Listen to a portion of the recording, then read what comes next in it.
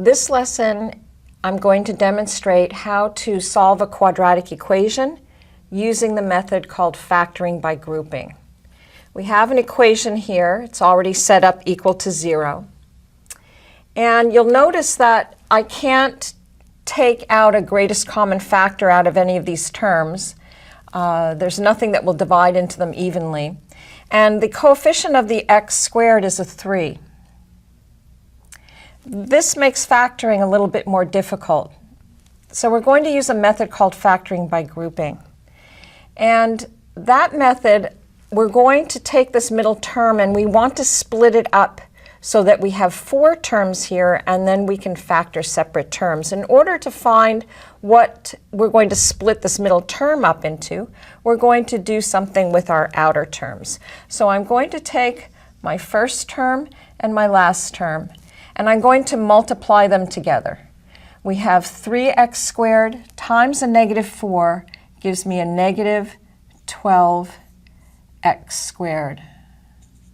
This is step number 1. And now I want to find 2 factors that multiply together that give me this negative 12 squared, and when added together, give me negative 11x.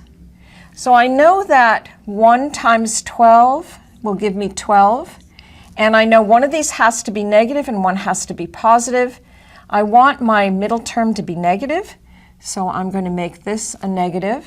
And I know both of these have x's in them. So when I add these together, I get the negative 11. When I multiply them, I get negative 12. I'm going to split this middle term now into a positive x and a negative 12x.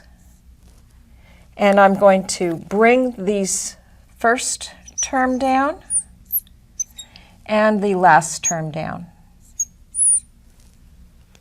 Now I'm able to, that was step number 1. Step number 2, we're going to do our grouping. We're going to group these 2 terms together and pull out the greatest common factor.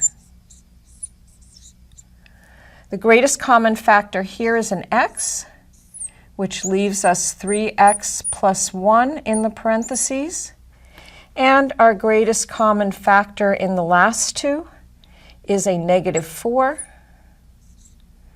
And that leaves us with 3x plus 1 in that term.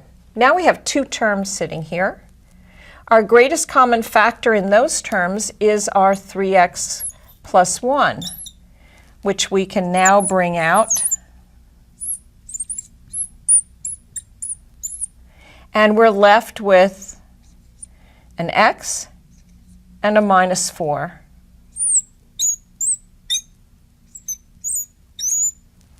And that factors our quadratic.